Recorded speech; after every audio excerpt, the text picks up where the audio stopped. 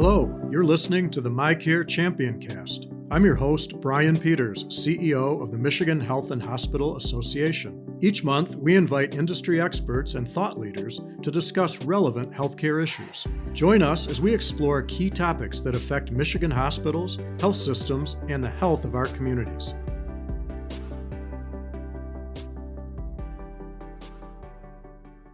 Hi, everyone, and thank you for tuning in to the MHA MiCare Championcast. This is the first episode of our new MHA program year, and we'll spend it discussing the priorities that are top of mind for the MHA, our Board of Trustees, and our member hospitals and health systems. We have a very special guest and colleague of mine joining us today, Tony Denton. Some of you may know him as Senior Vice President and Chief Operating Officer of University of Michigan Health and Michigan Medicine. But we're also very fortunate to have Tony serving on the MHA Executive Committee as our current chair of the MHA Board of Trustees. Tony has a long history working in healthcare. From human resources to administrative operations, he's worked on master program and facility planning, capital investments, workforce planning and execution, environmental sustainability, social determinants of health, and programs that create positive community impact. Tony serves on state, national, and community boards and was recently the chair of our MHA Political Action Committee, also known as Health PAC, that raised more than $400,000 toward advocating for communities and healthcare organizations. Now, Tony's dedication to this work continues to have a very positive impact on healthcare in Michigan, and it's been a real privilege to work alongside him. Tony, welcome to the show. Thank you, Brian. It's great to be here. Well, Tony, let's jump right into it. Can you provide our listeners with a brief COVID-19 status update there at Michigan Medicine? Sure. We continue to be actively engaged in providing care for COVID patients across our hospitals, although it certainly is modest compared to the peak activities. We're at about 35 patients or so, mostly adult, with around 5 pediatric patients in our Mott Children's Hospital. Most of the patients today are residing in a non-ICU setting, so the hospitalizations are much milder relative to the acuity from the past. But we've been holding steady at this number at around 35 for the last several weeks. Well, it's certainly good to hear that we're trending in the right direction, and I think that's consistent with what we're hearing across the membership. So we'll certainly hope that that continues. So, Tony, with a new MHA program year now in full swing, and we have a new MHA strategic action plan that's been approved by our Board of Trustees, can you talk about some of your goals as our current MHA board chairman? My goals are clearly aligned with the strategic action plan that our Board of Trustees endorsed at our meeting this past August, following our meeting in June on Mackinac Island. We need to continue to be focused on issues related to financial viability, workforce development, health equity, behavioral health, developing community trust with an intentional communication strategy. I emphasize communication strategy because so much has happened, so much has changed because of the pandemic. And there are many priorities in our state and national legislatures that require advocacy at a different level. We have to change the narrative. And so we understand the what in terms of what we need to do, but the how with regards to how we communicate it and help people to understand the issues in healthcare are top of mind for me as I think about how we execute on the strategies that have been endorsed by the Board of Trustees. So I think that we have to do that as well to create or restore trust and confidence in healthcare, because we have seen the roller coaster of emotion and lack of trust because of all the emotional issues that have affected our communities. So we have to take a step back to recalibrate and reassess how we regain that trust through not only what we do, but how we make people feel about what it is we deliver. Well, that's a fantastic answer, Tony, and you've really been front and center on this notion of telling our story. That's a phrase that certainly we've adopted here at MHA. And we really believe it is more important than ever. So from your perspective, when we think about the decision makers here in Lansing and certainly at the federal level out in Washington, D.C., why is it so important now that we tell that story so that they understand how important it is to continue the support of hospitals and health systems, even as there's this perception that COVID has curtailed and has become much more manageable? I think it's important maybe to think about where we were before the pandemic. And certainly workforce shortages are top of mind for all of the healthcare leaders.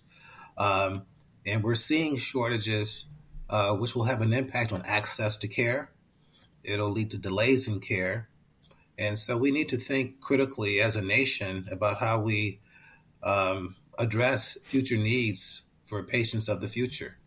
And we don't want to be in an upside down situation where it causes adverse impact because we don't have enough human capacity to address these issues of need.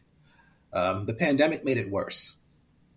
People have left the industry, causing us to have to figure out how to replace as the demand for patient care grows. So the issues have actually doubled up. And so being able to gain the attention and recognition from those who provide financial support through decisions made or policies that are adopted becomes critical. Because I believe in my heart, and I guess it's not too imaginative, but we're all going to be patients at some point. And we're going to want to have the talented resources available to take care of us when we need them. And that's why it's so important for us to be able to cause legislators to hear what we're saying, because it affects all of us, and that includes the communities that they represent. Absolutely. On this subject, Tony, as talking about healthcare staffing, we know that this is such a critical issue right now. And as you know, we were successful earlier this year in securing a $300 million special appropriation to support healthcare staff here in the state of Michigan, particularly in our member hospitals and health systems. But can you talk a bit about what specific efforts are underway there at Michigan Medicine that really support your efforts to attract and retain healthcare talent? We're engaged in a number of initiatives and activities with a goal to retain talented staff, which includes various compensation initiatives. We're engaged in partnership and collaboration with educational institutions to recruit new professionals who are in training programs today. We just recently had a career job fair, actually, at Michigan Football Stadium this past weekend to start to have those meaningful conversations about who might choose to pursue their careers here. The conversation with educational institutions is about trying to inspire students to consider healthcare as a choice.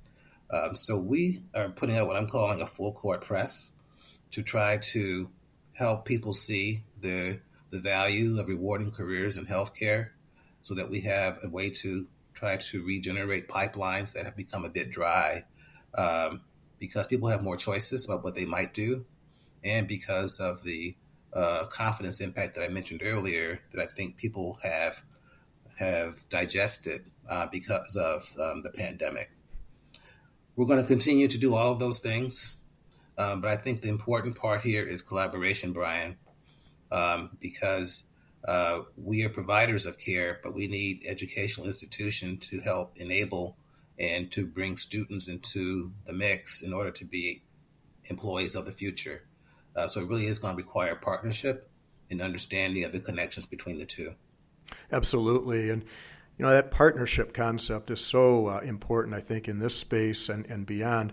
But when I think about the healthcare talent pipeline, and we know this is an issue that's long-term and won't be solved in the immediate term, you know, you have a bit of a different situation than most of our members in the fact that you're co-located there with a major medical school, a nursing school. You have those great resources that are part of the University of Michigan. And so I have to believe that, you really have an inside the tent view of what some of those emerging efforts are related to that healthcare pipeline. Certainly in our nursing school, we're able to recruit nurses readily upon graduation. We have a talented pool of nurses who also have aspirations for going other places after being in Ann Arbor for a few years.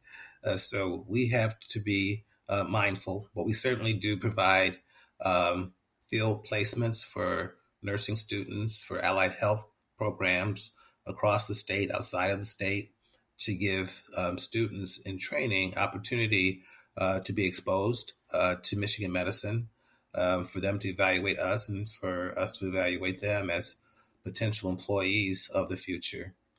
I would also add that when I talk about building trust and confidence in the patient community to seek care, that trust and confidence of future employees is as important.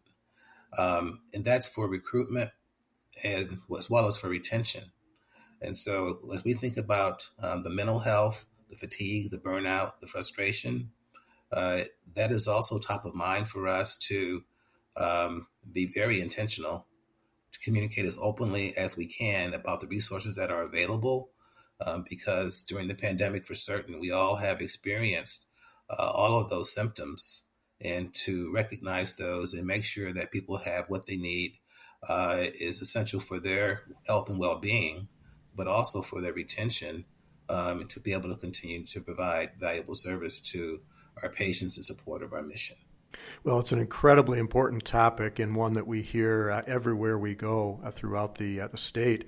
So with that in mind, Tony, are there things that you're doing there at Michigan Medicine to help your frontline caregivers feel safe, both mentally and physically? Are there things that you've learned that perhaps our listeners could benefit from hearing? Consistent with initiatives within our state, our association, as well as the American Hospital Association, there's an initiative called Hospitals Against Violence, which is a recognition that increasingly so, healthcare workers are exposed to all that's going on in society, and that includes increased violence, emotional disturbance, once again exacerbated by the pandemic, where we've seen a significant increase in employee harm. Healthcare industry tends to see 4 to 5 times number of employee harm events relative to other industries. So we've been engaged in a workplace violence prevention program. It's really an enhancement of our existing programs, but it makes the issues more front and center with de-escalation training, recognition of situations as they might arise, a way to alert others to provide support and help. So it really is focusing on situational awareness and communications in a way that keeps people safe. And so we've rolled that out across our organization as one of our key commitments as we think about safety being a high priority each and every day. We also offer services for counseling, and we make those known in a visible way in a frequent basis, so that if anyone might have a need to call out, there's a way for them to do so through our Office of Workplace Counseling and Resilience. We have also created what we call recharge rooms. These are special spaces around the facilities if people feel frustrated or burned out or just need a rest and respite to get away from it all. There's a quiet place with music, opportunity to meditate as needed, so you can breathe. So we do that and many other things to reinforce the value that we place on our people and to try to make the environment as flexible and attractive as possible, given the challenges that we all face every day in healthcare. Tony, those were great insights. Thank you for sharing. Let's switch gears for a moment and thinking about the long-term sustainability of the healthcare ecosystem. Certainly, we have an aging population here in Michigan that's going to demand more care, and at the same time, You have a world-class facility there at the University of Michigan that has for many years attracted patients from throughout the state and throughout the country and beyond. So with that in mind, one of the ways that you're addressing that long-term sustainability is by breaking ground on the pavilion at University of Michigan Health, which is a 12-story hospital with 264 private patient rooms. What led you to this project, and what are some of the key considerations as construction continues? We've had a history of high occupancy across our hospitals for patients locally, regionally, and statewide. And with that high occupancy comes a lot of transfers from other healthcare organizations to us to support the complex care needs that patients present. And back in 2007, we had 800 licensed medical surgical beds. With high occupancy provisions under the state certificate of need, we've continued to qualify for incremental licenses because we have continued to see demand increase. Today, we're standing at about 1,000 licensed medical surgical beds with continued high occupancy. So our growth objectives are based off of our need to continue to provide access to care for patients around the state. We have been planning expansion of our complex for some time now to be responsive to the increased demand for patient care. So the project that we're speaking to now is called the Pavilion at University of Michigan Health. And as you noted, it's a program that includes 264 beds, 20 operating rooms, 3 interventional radiology suites, and other diagnostic support services, particularly in specialty imaging. And we believe that we need to continue to increase our complex care capacity because that is one of our areas of expertise from our faculty and our staff who are quite talented in that space. But it's a resource. It's part of our goal, certainly, to be continually recognized as a community asset. And I say that with a capital C, given the reach of Michigan Medicine, University of Michigan Health. And so that's what we are endeavoring to do. In terms of the sustainability aspect here, from an environmental perspective, we are committed and have been for over 25 years to environmental stewardship and sustainability, understanding that a lot of energy is required to deliver that care to save lives and cause healing to occur. And so with that, we have a significant program that speaks to recycling, reusing, reprocessing, reducing waste, so that the byproduct of our care process is as minimally impactful on the environment as possible. The Pavilion Project, we are striving to seek and achieve LEED Platinum status. That's leadership in energy efficient design. And Platinum would be one of the highest levels available that shows a commitment to trying to decarbonize the healthcare sector. And for us in healthcare, it really is a balance. There are requirements that we have under safety or infectious disease standards and regulations that we have to satisfy. But at the same time, we're trying to be as energy efficient as possible to use construction materials that are friendly to the environment, to add on to what we have been doing so that we can continue to role model our aims to protect the planet as well as to protect the patients. That's fantastic. And as you know, Tony, we've had a green healthcare committee here at the MHA for many years. Actually earned an award from the U.S. Environmental Protection Agency many years ago for our work to replace mercury thermometers with digital thermometers. And more recently have achieved buy-in from the MHA Board of Trustees on our green roadmap. It's so fascinating and rewarding to see what's happening there on the U of M campus in Ann Arbor, as you just described, where those parameters are really coming into reality in terms of doing the right thing from an environmental sustainability perspective. So again, congratulations to you for your leadership on that front. Again, let's switch gears and talk about something that I know both you and I are very passionate about, and that is the issue of health equity. And this is so top of mind because you and I both returned just a couple days ago from the annual Root Cause Coalition event. And the Root Cause Coalition, for our listeners, is a great organization that both Michigan Medicine and the MHA have supported. And it's really involved in the social determinants of health. But at this year's event, Tony, as you're surely aware, there was a real emphasis, a real focus on the issue of health equity. So with that in mind, can you talk about your perspective on this very important issue and what we can do to continue to improve in the domain of health equity?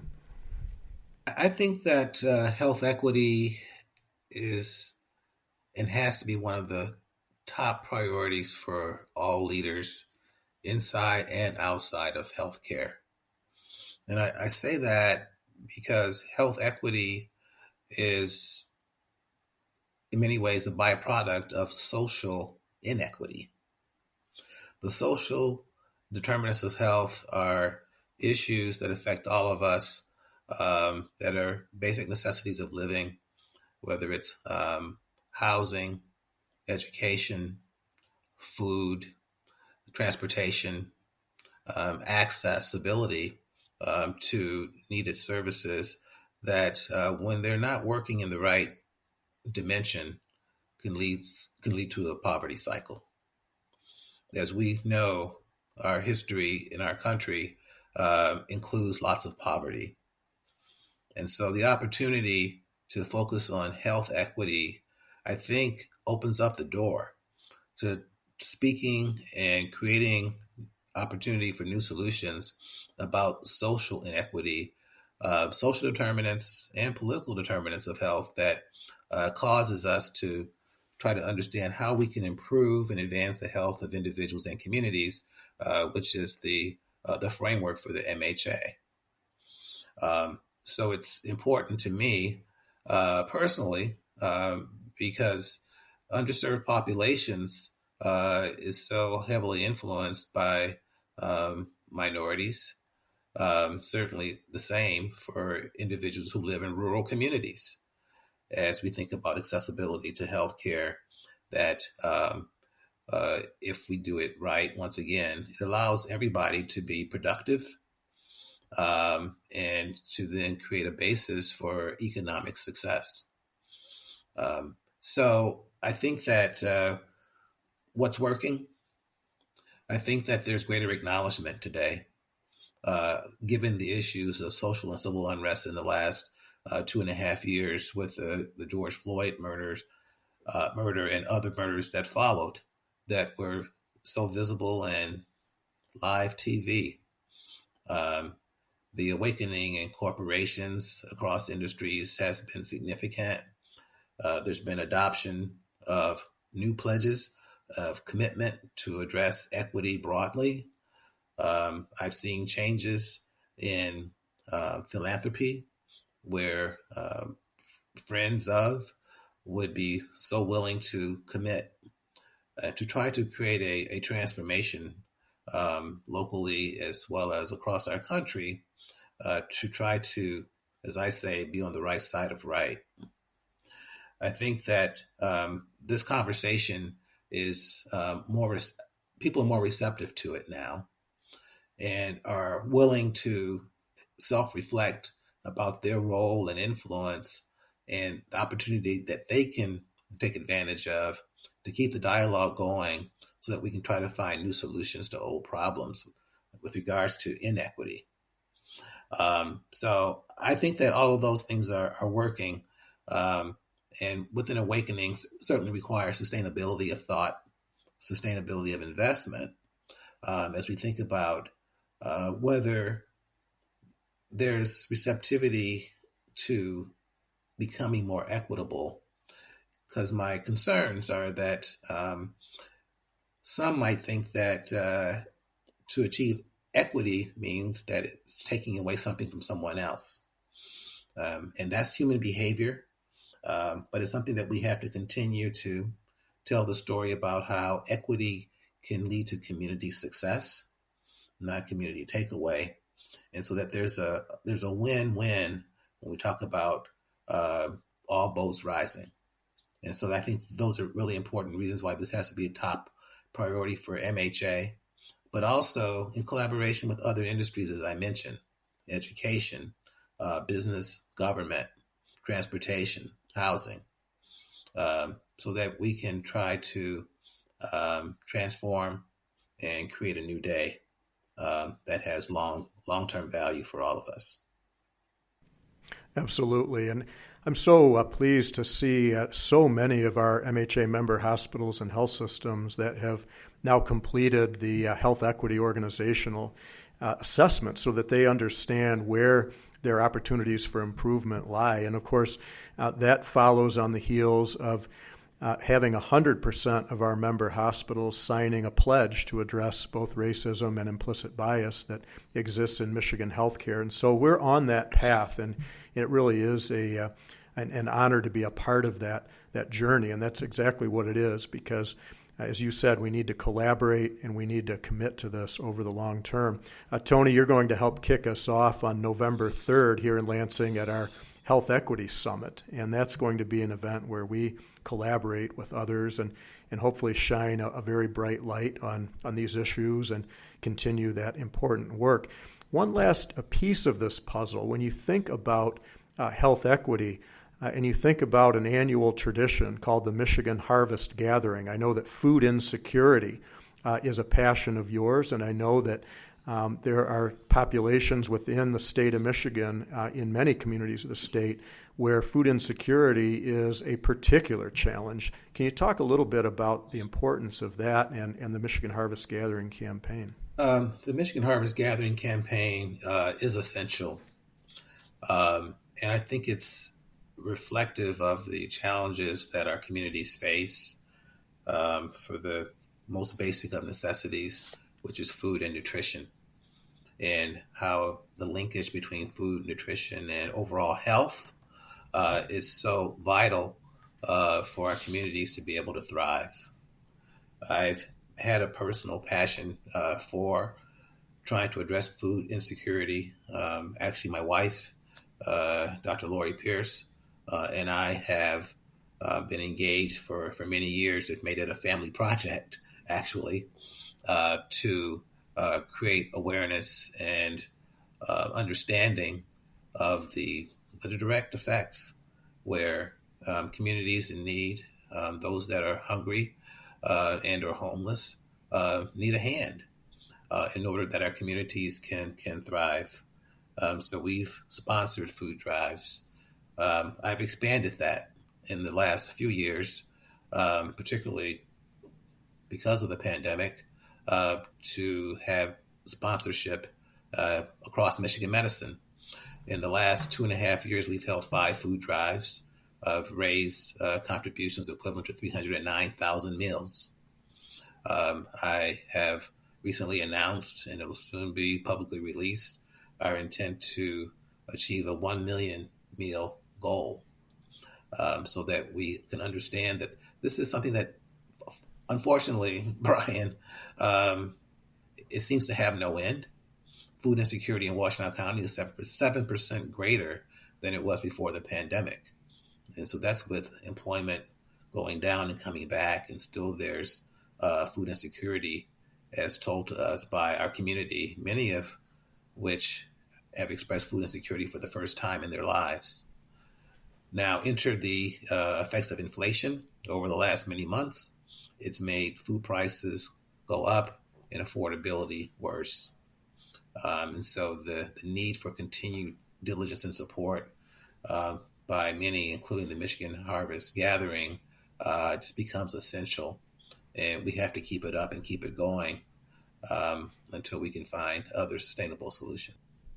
Absolutely. The need is greater now than it's ever been. I think you painted that picture very, very accurately.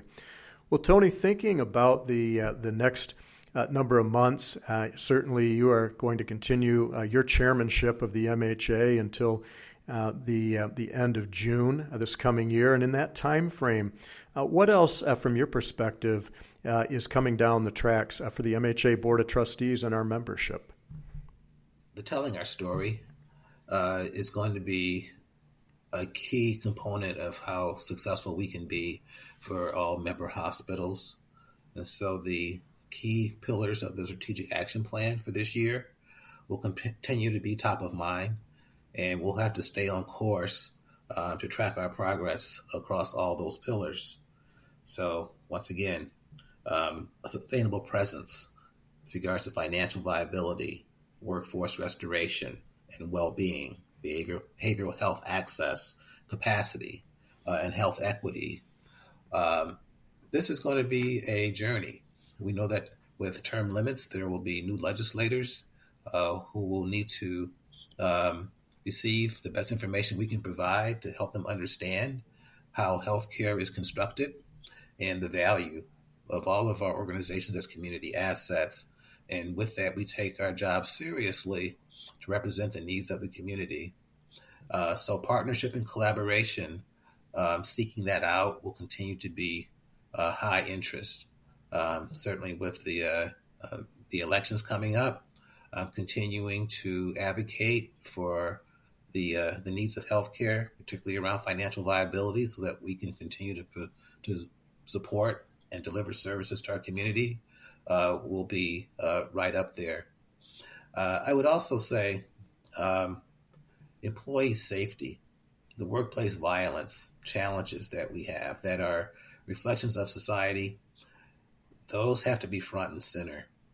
We certainly can't deliver care successfully in an environment where it's not safe or perceived to be unsafe, because that confidence and trust that our workforce has in leadership, in law enforcement, in our laws, just becomes so important, so that people can do their best work, can express their talent without fear of injury or harm going to work.